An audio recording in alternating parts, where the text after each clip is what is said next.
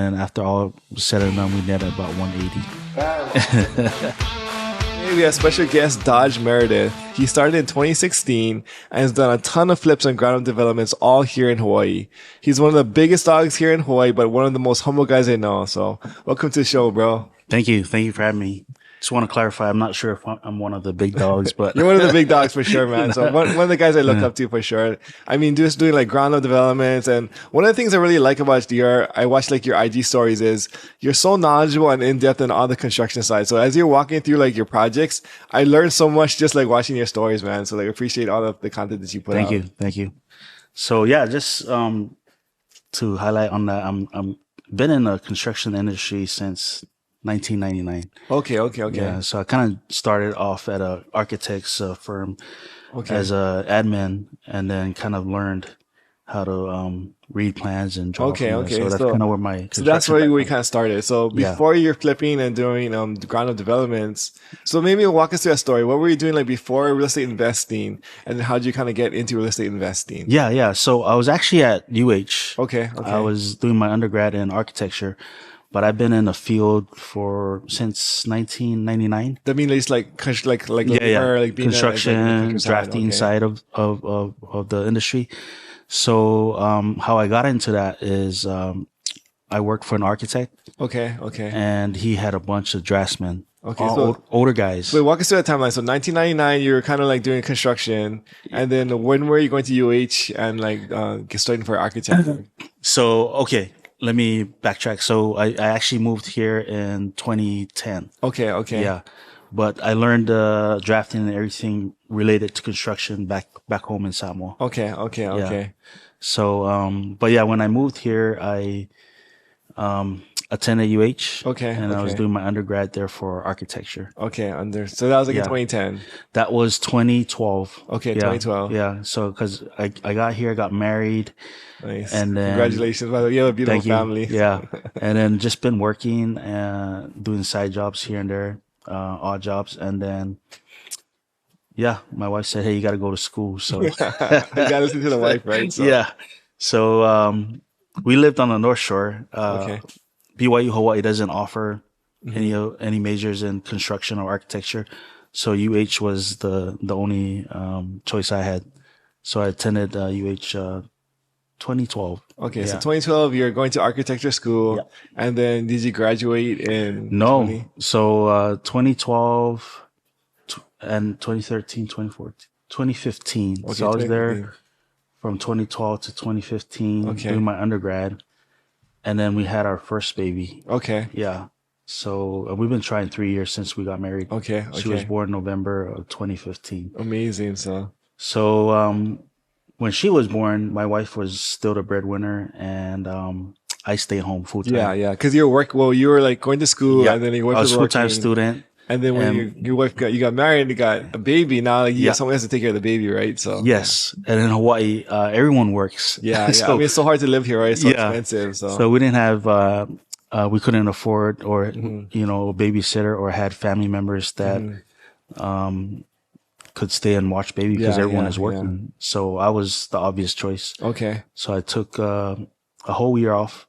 From school to, I mean, you basically sacrificed your year in college. Correct.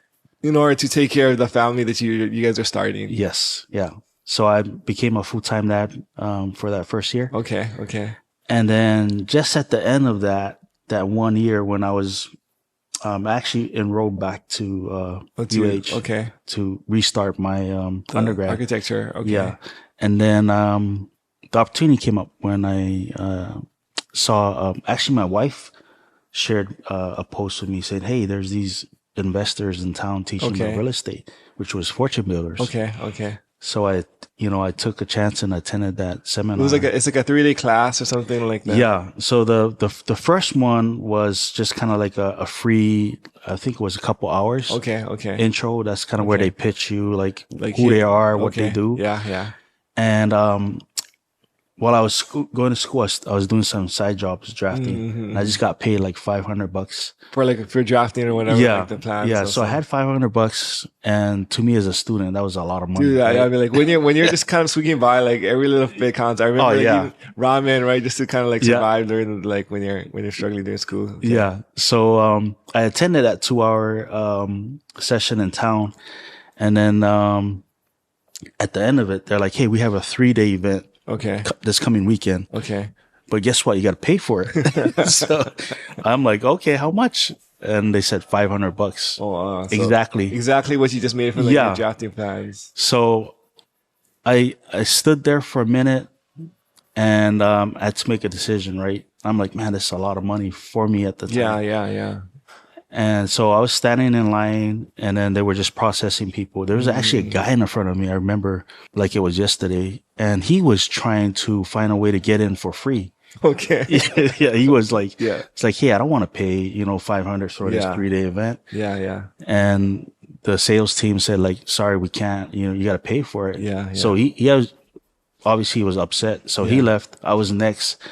And the guys just kind of, I never said anything. They just mentioned, hey, you know what? We used to have this for free, these events for free, but we noticed that we're inviting people that weren't serious. Yeah, because I mean, it's almost like it loses value when you don't have to pay for it. Yeah. It's like, even like the things too is like, I know it's like when coaching or like any information you pay for. Yeah. Whenever you give it or get it for free, you don't value it the same as if like you charge or if you have to pay for it, right? Yeah, so, exactly. Yeah, they said like, hey, we used to offer it for free, but we learned that people weren't valuing what we're giving them. They don't show up because they have like nothing invested, right? Like they sign up like, so if I don't show up, no big deal, right? But if you put $500, you're like, okay, I don't want to like. What's the commitment level? Yeah. So when I'm glad he mentioned that because that really turned the light bulb. That was one of the many signs I saw. I'm like, this makes sense, right? Yeah. So I put down the 500. And then I went to the 3-day event. Okay. Yeah. And that was another story. That's like the whole start of your career, right? So I mean, like what I love is like you're one of the few guys who kind of made the leap from construction as a job to now like real estate investor and developer on the other side. And so like it's just it's cool to see how you like actually like transition into that thing. So just hearing your story, you did construction in Samoa. You guys were learning about architecture, some stuff there. You moved to Hawaii. You went to school here. Had a small change of plans, a little wrench thrown in. You guys had a baby, and then you get to take care of the baby. And then in 2016, you signed up for a Fortune Bidder 3-day event, which led to. Did you guys end up signing up for like their coaching program after that? Yes. So the story goes, I attended this 3-day event with a buddy of mine, and he's actually in construction. Okay. So man. Before we attended that weekend, I had to put my wife and my baby and her family. They were attending. They were going on vacation to Disneyland. Oh wow! Okay, so you're going to the event. They're going to Disneyland. Yeah. So I just dropped them off at the airport, and then I came to the event. Okay. And then we sat there, and then went through the 3 days of information that they gave us. Man, it was so motivating. Yeah. Everything made sense. I was gung-ho on going into it, right? This is before they tell you how much the buy-in is. I've been to it a few years before. It's like, but there's so much information. Sometimes it's like you're drinking from a fire hose. Yeah. But then it's also like inspiring because you see what other guys have done. Some guys from either on the mainland or also local who are like act like guys like you, like who have made it and who are doing like really cool things. So hearing their stories. So. Yeah, at the end of the 3-day event, they're like, okay, this is our packages, right? Okay. And the most expensive one was like $50,000. $50,000. I mean, that's no joke, man. Oh, yeah. I just spent $500 that I was struggling to make, right? Yeah. And then I'm a student, and we that's just like 4 years of college right there almost, depending on what college you go to. So when they said $50K, I'm like, frick, we don't have that money, and I'm like, I was kind of a little bit down. And then they said, hey, we take credit cards. I'm like, okay, I have that, right? I have credit cards. So the next decision was, do I pull the trigger? And then, being married, I'm like, I need to communicate. Yeah, you gotta ask. Obviously you have a very angry wife in your hands, right? So, but I wish she was there at the Yeah, 3-day event because there was a ton of information I couldn't like You can't consolidate. convey it. Yeah. Yeah. And it's just like you want to experience it, like you absorb so much, but Yeah. until the person is there with you, then like it's hard to like you're getting secondhand version and probably got a terrible secondhand version at that too, right? So, Yeah. So I wish she was there because it would have made the decision easier, but she wasn't. And we needed to make a decision. Yeah. So we ended up swiping our cards. Okay. For So you and your partner. Yep. Okay. So We was it bought like into this 50. like 50-50, like 25-25 is that you guys Yeah. did? Okay. So we just swiped away, $25K worth of credit card charges. Okay. And What's the monthly payment on that, by the way? I didn't know. I didn't even think about it. Okay. I didn't even go and see. I knew I just needed to pay that 25, right? Yeah. So just to get started. yeah. But what it made it easier is they said, "Hey, we'll give you 2 weeks to dive in. Okay. And if you guys feel that this is not for you, you can get a refund. Okay. Full refund back. Okay. So that was the safety net. Yeah, I mean that's a really good. I mean, like it's that at least you have like in case like you're like, hey, I Yeah. did have more than I can chew, I can go back and like change my mind like within 2 weeks. Yeah.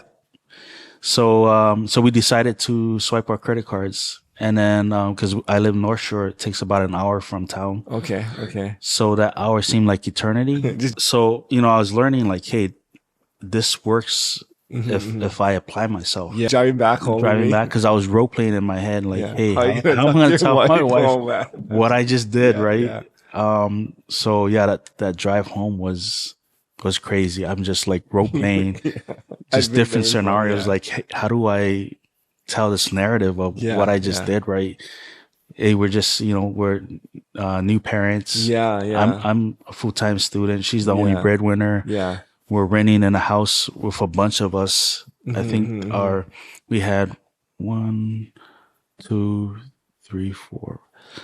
There was at least 8 of us roommates. All sharing together. And how many beds and baths? The house we were renting had 1, 2, 3, 4, 5 bedrooms. Okay, 5 bedrooms. 5 bedrooms and 3 bathrooms. 3 baths. Okay. One of them wasn't even usable. Working. Oh, okay. Yeah. So really 5-2 then. It was a 5-2 for 8 of you guys. Yeah. So there were a bunch of us. I was married, and the rest of them weren't married at the time. So, but yeah, we were just trying to make just it getting by. Yeah. I mean, like in Hawaii, it's so expensive too, right? Exactly. So. Yeah. So we were paying like $300 a month. Okay. And that was rent plus utilities. Yeah. So life was good at that time. Yeah. So I thought. But then I'm like, okay, now we're jumping into this real estate thing. So with the drive home, just trying to role play. Finally talked to my wife. Was it over the phone or did she? It was over the phone. Okay. It was over the phone. To my surprise, she was very supportive. Oh wow. Yeah, okay. Yeah, very supportive. She said, "Hey, I trust you. I think this is if you feel like you need to do it, do it." So that's how we got into it. Awesome. I mean, I love it. I mean, number one, balls for you to like pull the trigger without because like I know how that can go sometimes, but also very cool that you and your wife have a really good relationship where she does trust you with like some of these decisions, and obviously it paid off because now you look at where you guys are now, right? So yeah. So you guys joined the mentorship, you started jumping into the coaching. How long did it take for you to get your first deal? It was 6 months. Okay. But it was 6 months of, did I do the right thing? Okay. It's a lot of doubt. Yeah. And there were some external factors that was at play. Like besides my wife, I have a brother that was supportive, had some other siblings there like, what did you just do? Yeah. Crazy, right? Yeah. And they're coming from a perspective. Place of love. I mean, like, but they're looking out for you. Yeah. But they're also judging you too, right? Yeah. They're like, and their mindset too was like, hey, you got to go to college, get a degree, secure a job, right? But we're jumping on the deep end here. So, it took 6 months. And I was doing that whole 6 months. I was in the front of the computer, just absorbing all the information, watching all the modules or all the different things that you have to learn. And then jumping on the coaching calls with the different coaches. Like if I had a specific question, I schedule a call, jump on it, and then and then went to a lot of open houses. Okay. I think like some people like they don't realize how hard the very beginning is, because when you see someone like yourself who's been doing it, Yeah. like you've already like you built the foundation of all the knowledge and the reps and the relationships where like you can just jump in and get deals. But that first like 6 months to a year, that's just like you're working, learning with like no income or no like really like there's no traction. It's just like grind, nothing until you get your first deal, right? So like, but it's so easy to give up during those first 6 months because you put in so much time and energy and effort, and like you realize, wow, this is a lot harder than like it seems like on Instagram or on YouTube. Yeah. And then like super easy to just give up at that point in time, right? Yeah. So you know, I was learning like, hey, this works if I apply myself. Yeah. You know, so when I was learning, I was actually going out. I didn't go through the whole curriculum before I took action. Kind of took action as I was just learning. That's really good. Yeah. So I just went out there, and it kind of got challenging at times. You know, doubtful. Like, hey, is this the right thing to do? Yeah. So what I did was I networked with like-minded people that were doing it. You know, I called them up and like, hey, can I shadow you? Yeah. Just reaching out and then going to the network meetups. See other guys who are actually in the business who are actually doing it successfully. Yeah, and then I jump on the Facebook pages for fortune builders and just reading through people's celebration of wins, they call it. Yeah. And that's like just one to of kind of get motivation. To keep the fire. I think part of the thing is like real estate investing or like just any entrepreneurship in general is very simple, but it's very hard to stay motivated and do the daily things. So like and on the daily, you're just answering emails, you're submitting offers, or you're making phone calls. There's nothing like super like rocket science about anything we're doing. Yeah. But then like it's so hard to do it over a long period of time consistently and like keep your motivation and the fire going, right? So. Exactly. And I think that's the struggle that all of us go through every day is like, hey, gotta stay motivated, gotta go out and make some deals and things like that. Yeah. So, that 6 months, I was just grinding, had some ups and downs, but that's what got me through was connecting and networking with, like-minded individuals just to get that motivation. So how did you guys end up like buying your first deal? Was it? So the first one was, a Hubzu. Okay. Deal. It was, online auction. Yeah, but it wasn't an auction. It was just a traditional listing by Hubzu. Okay, interesting. I haven't seen one of those again, but that was that deal. Okay. So it was in Haleiwa, and it's been listed on Hubzu for a while. Okay. I think at the time they were asking like 600. Okay. And so I ran my numbers, I'm like, this is where Fortune Builders comes in, right? Yeah. So jumped on the chart deal analyzer, the calculator, look at the comps and his running numbers. And my offer was like 300. Okay. So I threw in 300. They rejected it. Yeah. Of course.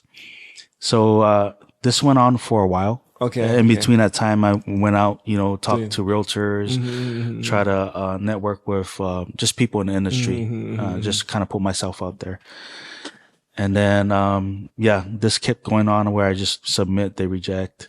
And then, on Hubzu, you do like a notification where if something changes, you get notified. Okay, like if they do a price drop or like something. So, okay. Yeah. So we were at, it was spring, spring 2017. Okay. Yeah. Okay. So we're at the water park and I get that notification. They did a price drop. Okay. 500. Okay. Around 500. Okay. So I'm like, oh, cool. So automatically it went back to my 300. Submitted it. The same offer, so. And I'm like, you know what? I was expecting a rejection at that point. So I just submitted it, went, enjoyed the water park with my family, and then came back and checked my phone. They countered. Okay. Yeah. They counted me at around 400. Okay. I'm like, oh, I never had this happen before. Right. So I'm like, I think they're ready to negotiate. Yeah. They're motivated. No one else is willing to buy this thing. Like you're the only like one who's interested probably at that point in time, right? So So, and there was no one. There was no other. I don't think they had any other offers. It wasn't an. Was it like really beat up, or was that the condition of the house? At the time too, it was sight unseen. Okay. Yeah. So you just had to buy like what as it is basically. Sight unseen. You could have like some squatters, like you don't know what you're getting. I didn't know what was going on in the house and stuff like that. So ran my numbers again. I submitted at 357. 799. That was my offer. Okay. And they came back and sent me a contract to sign. Oh, awesome, man. Yeah. So I mean, like, so here's like, I love this about this stories because it kind of shows like perseverance, but also like it's just submitting offers and putting enough like opportunities out there, because 99% of them are going to be rejected, right? But every so often you're going to get one where, hey, it just works out and you actually do get the deal, right? So first offer, 350, like awesome, man. So like you're off to the races on your first deal. Yes. Yeah. So I got the contract and they said, hey, sign here. Okay. And guess what? I had to come up with 7,000, non-refundable For like EMD. okay. Yeah. So I had 2 business days to do that. Okay. And I'm like, man, I just went swipe my card. For the 25. Yeah, that I didn't have, right? Now I got to come up with $7,000 cash that I got to put into escrow. Yeah. So I'm like, okay, how do we figure this out? Yeah. But anyways, at the time, my sister-in-law worked at American Savings Bank. Okay. And she actually told me that the American Savings Bank was doing like a no doc line of credit. Okay.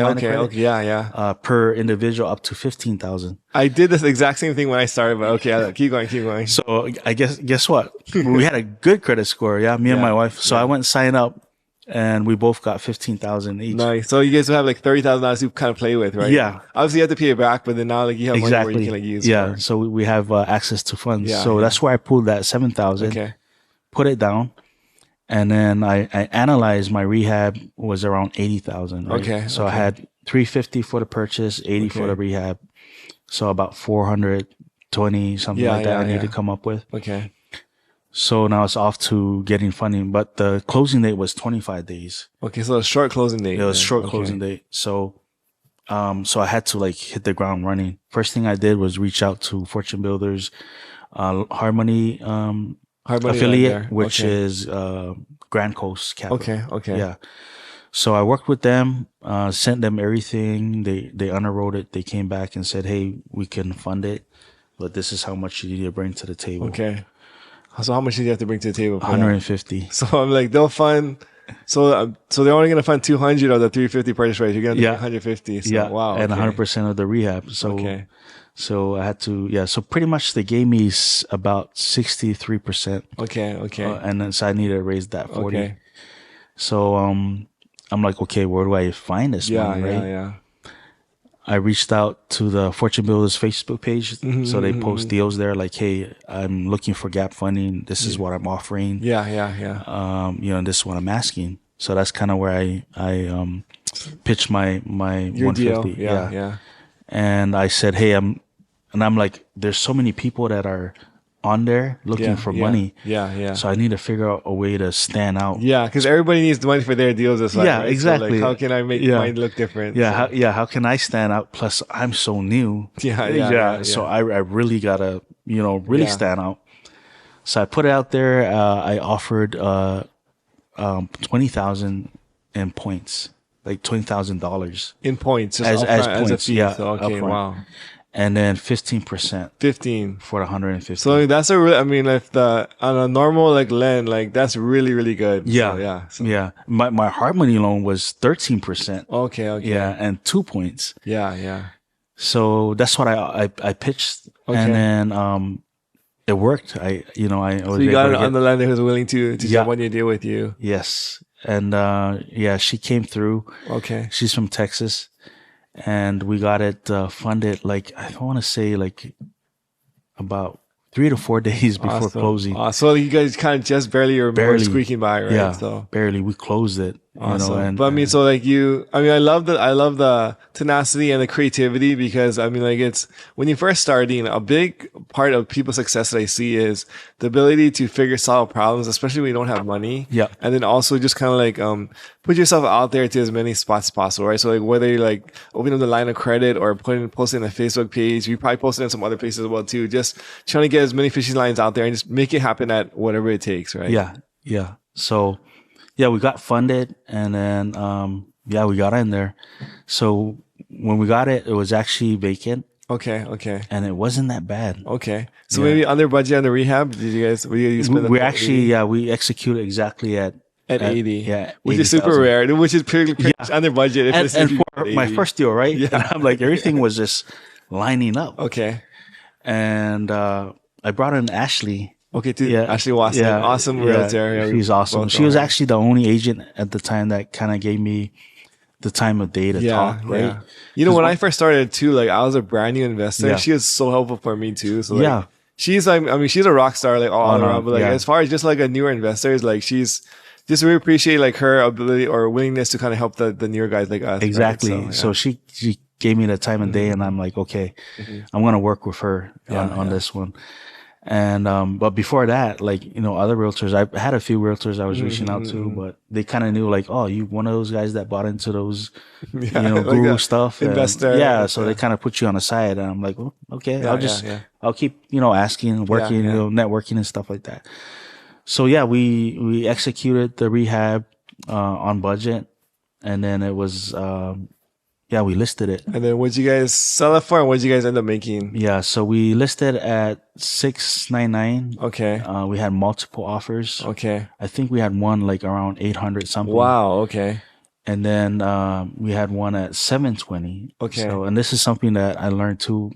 You know, like, hey, it's not always the highest offer. Yeah. It's the strongest offer. The one that can actually close. Yeah, that's really important. And that's what Ashley kind of coached me on before accepting an offer. So we went with the 720, and then after all was said and done, we netted about 180. Bam.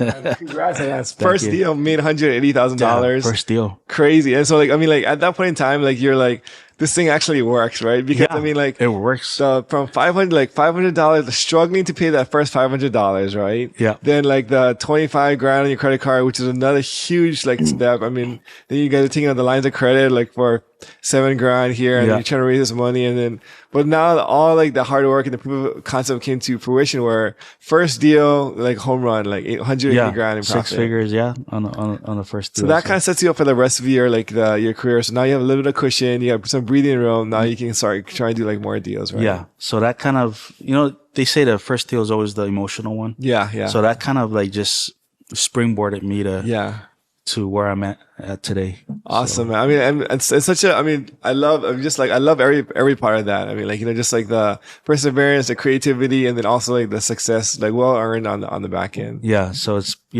so from there is just, keep going. So over the course of the next 5 years, you're continuing to like flip houses, get into some ground up development. Just like you're progressing as an investor and as just as an entrepreneur in general, I see. And so I know we were talking earlier. You said one of the things, the milestones recently was you guys bought a house recently. So tell us the story about how you guys so we finally moved in to our home last year. Okay. Yeah, but how we got that was a sub-2. Okay. So for people who are not familiar with sub-2, can you break it down? Yeah, basically it's another creative way of financing a deal where we take title of the property, and then we maintain the seller's mortgage. Okay. Yeah. So you come up, you talk to the seller, say, hey, they want to sell their house, you want to buy the house, and they say like, hey, instead of us giving you cash for your property and paying off your mortgage, can we just take over your mortgage and then not own the house? Correct. So in fact, they actually were listed on the MLS for a while. Okay. And they weren't getting any offers. Okay. And but I've actually met them before. Okay. It was actually through drafting. I did some plans for them. Oh wow. Okay. And so they reached out because they knew I was doing real estate too as well. So you kind of had like a smaller like relationship that you built like ahead of time with these guys.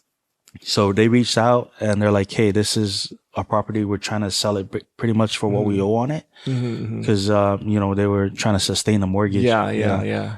And I looked at it, I ran the numbers. At the time, I'm like, man, this is, there's really no margins for me to flip this. Yeah. But if just looking at it, this works for me and my family. And it's actually in our community. Yeah. And this is what, you know, so I pitched to them sub-2 what it was and things. This is a really powerful strategy. I think a lot of times like a homeowner will have like a mortgage that they owe, right? And then like they want to sell it on the market, but after they pay all the realty commissions, all the fees and everything, and then like they're going to actually have to lose money and bring money to the table. So like if they want to sell it for, let's say like for like $1 million, or like simple example, and they got to pay like 60 grand in realty commissions, another 10 grand closing costs, and their mortgage is for like, let's like 990 or whatever. they're gonna have to bring 50 grand to the table so they have to give 50 grand to sell their house, right? Which is crazy. Yes, that's not so. But then like if you come in as an investor, it's like, hey, I can do something for you, or I'm just gonna take over your mortgage. I'll buy it for 990.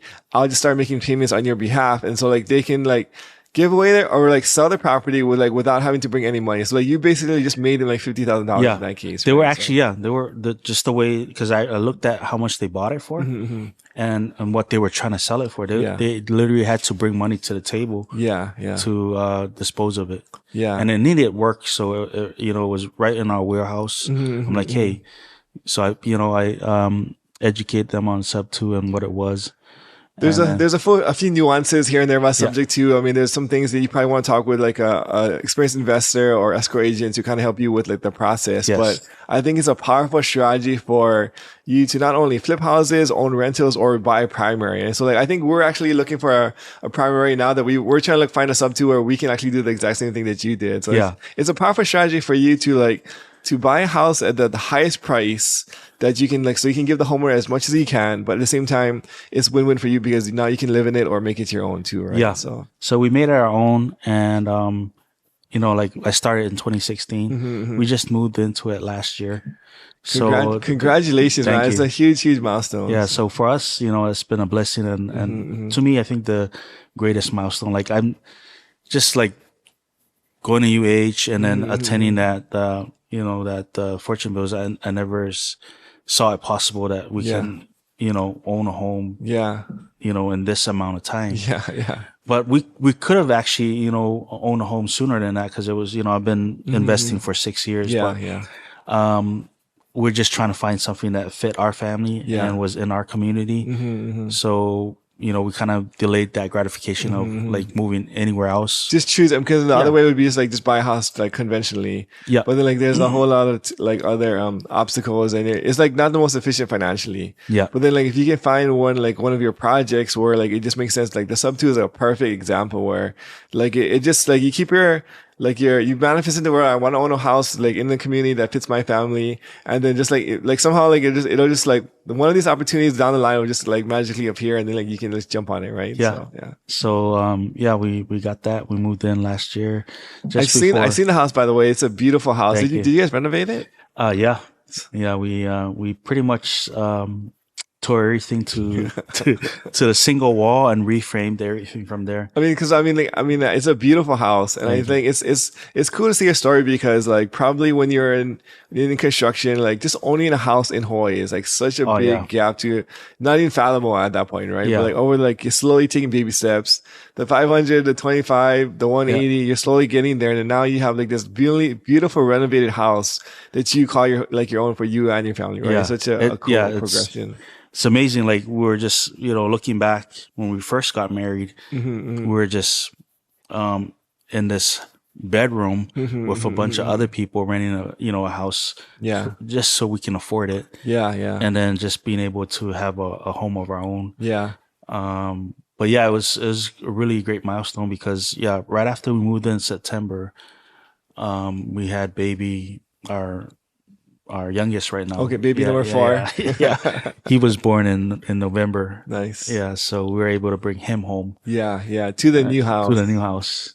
Amazing. I mean, like it's such a inspiring story, and it couldn't have happened to like a more deserving guy too. Like there's a lot of investors here in Hawaii, all amazing people, but like you're like one of the most humble, like deserving guys that I know. And so just the way you carry yourself, like, and like you've done so many cool things, but you're so humble about it the whole time, so. Thank you. So, I've been fortunate, blessed to reach that milestone. One of the things I think I also see is like in your life is you have really good work-life balance, where you're able to spend time with your family, your 4 kids and your wife, but also build these houses from the ground up and do like construction or like renovations on the side. How are you able to kind of like balance like work and like family time?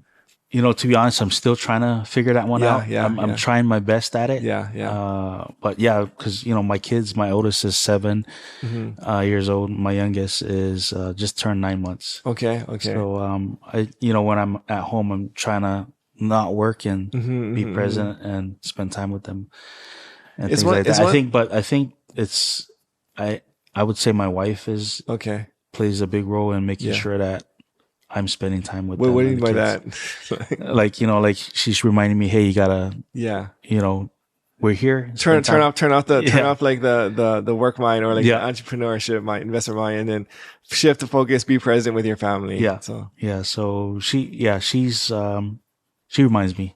that's really good. I mean, you guys have a really good working relationship. I mean, obviously, when you guys first started, she is like super supportive in your journey and trusting you. But at the same time, it's good to have like somebody to kind of like check you and like help you to like just coach you on the side to like, hey, like let's make sure when we're with family, right? So, Yeah. Correct. So I owe it to her, and she's played the biggest role in where we're at today. She encouraged, she sent that link to Fortune Builders. Yeah. And then when I went bought in, she, supported my decision, and has just been patient, since then. There's like something to be said about like a happy home or healthy home as far as like your ability to go far in life. I think whenever like me and my wife have an argument or something, like I can't like concentrate on like investing just because it bothers me so much. Yeah. But then when your wife is like supportive and like she's like things are great, then like it just allows you to run in your lane like so much faster and with more focus. Like, just I think it's underestimated how important like the family home and the family husband and wife dynamic really is. Yeah. No, it's been great. And then there's days where I'm thinking like, man, if I wish I could have gotten to this sooner. Yeah. But I think we're in it at the right time, and things happen. Yeah. I mean, they say the best time to plant a tree was like 20 years ago, right? But I know. The next best time is today, right? Yeah. So, but I mean, just like, I wish I got into real estate investing like when I was 18 or however long ago, or like 15, whatever. But like, I'm very grateful that I found out where I did. And now like we're both being able to like provide for our families and have like some like living the life in Hawaii, which is so hard to do as just like with like a normal W-2. So. Oh yeah, it is. And so, my biggest drive right now is empowering not only my family, but, my wife's family, my siblings to become homeowners. So, like every time they call me about real estate questions, I get so excited, Yeah. And I'm like, I'm there to help them. Like, hey, let's do it. If you guys ready, let's do it. So yeah. I mean, and that's really what like one of the fun parts of being an investor is helping the guy who's coming up, right? Your friends and your family is like, we've kind of discovered like a vehicle or a path to like be able to make a living or survive in paradise. Yeah. But then there's so many people out there who are struggling or who can't do it. But this is like a path or a vehicle that's proven that like they can make it. And it's like, you want to share this with others so like they can kind of like come to the same heights that you have. Right? Yeah, absolutely. So. And I've noticed that, a lot of us, never had, this knowledge, of real estate and financial literacy in general. Yeah. So it gets me excited when I have, friends and family members ask me questions and, for help. I'm there. And the thing is, it's like, there's a lot of people I know who work super hard. So like hard work is not necessarily like the defining factor, because there's a ton of people who are working really hard, but they're just in the wrong vehicle. Yeah. So like if you like work really hard in a certain trade, then like you're still not gonna, no matter how hard you work, you're still never gonna be able to afford a house in Hawaii. But then the vehicle of real estate investing has allowed both of us to like really provide for our families, own our own houses, because the vehicle that we're in has more opportunity or more upside. So like the amount of work that we put in is a bigger like lever or bigger like return on our time, right? Yeah, so. Absolutely. So if you're maybe like a guy who's just kind of starting out and he wants to get into real estate investing or start this journey, what kind of advice would you give him? I would say, for me, like if I was to restart, and my advice to them is get into passive income as soon as you can. Like buy rentals, build up your passive portfolio, so you don't have to worry about cash flow. Okay. And then, it's good to have that and then jump onto rehabs and active flips. And, and then you have that income stream coming in. But so prioritize like passive as much as possible to kind of offset like some of like the weight of like the monthly bills and things that are going to come up. Yeah. Because rehab is great. The money is great, but the active flipping, you mean? Yes. but it takes a toll. Yeah. Yeah, It's you like know it's that. like it's a grind. I mean, it can be a Yeah. grind, and especially like if you have some of these like ground up where it takes like 2 years to finish your project. Yeah. It's like there's a long delayed gratification where you actually see the money, right? Like Exactly. you're sinking money in, or you're doing deals, or like you're borrowing money, but then now 2 years later before you actually see the returns. Yeah, right? So, yeah, we're just cutting out checks, and we're the last ones to get paid. Yeah, yeah. when we sell it. Plus, we're taking some risk involved, right? Yeah. So, like the risk is always on us too as investors, because any money that we borrow, we're gonna have to pay that back regardless, even if we lose money on the project, right? So, Yeah. So yeah, I think my advice would be go passive first, and then get into active flipping. After you built a little bit of passive income and stuff. So Correct. I'm very lucky. Like I took your advice when I was first starting. All of my first deals were all like passive income or using the burst strategy out of state. And so like that really helped me launch give me the confidence to leave my W-2 and then also like go into flipping like full time. Just because in the beginning, it's like if you don't know where your monthly rent is coming from, then it's hard to to jump into with 2 feet in, right? Yeah, So, exactly. So the motto I'm kind of going by right now is I want to flip because I want to, not because I have to, right? Yeah. So and that's where passive income comes in. Great advice. What are your plans for the future? Like, where do you see yourself in 3, 5, or 10 years from now? That is a great question. So I think hopefully having not to work so much as I am right now. Okay. And then just taking, not even like a week, but maybe like months at a time and just spending more time with my family. Yeah. Afford to be able to, right now, first is to get my wife off her W-2. Okay. And then both of us just spending more time with our kids. Just, build up a little bit, passive residual, bigger passive income, and then having the time, the freedom, flexibility, time freedom, flexibility to just like play video games with your kids or with your wife or along those lines. She doesn't like video games. She hates it when we're playing. But I mean, whatever it is, like your quality time together, right? Yeah. Awesome. So that's, And then not only my family, but, my siblings, my parents and so forth. Yeah. Just giving back to, my family because they've given so much to me. Yeah, no, amazing. I mean, just amazing journey and story. And I know you're just getting started, so there's so much more that you and your wife and your family are gonna accomplish together. But just super appreciate your time and just hearing what you guys have done so far in the last few years. If people want to reach out to you or find out more about you, what's the best place? Yeah, you can hit me up on IG. It's Dogeron Meredith at IG. So awesome. or Facebook, you can find me there. But yeah, awesome. Well, thanks for coming to the show, man. Super appreciate you. And yeah, man. Thanks for having me.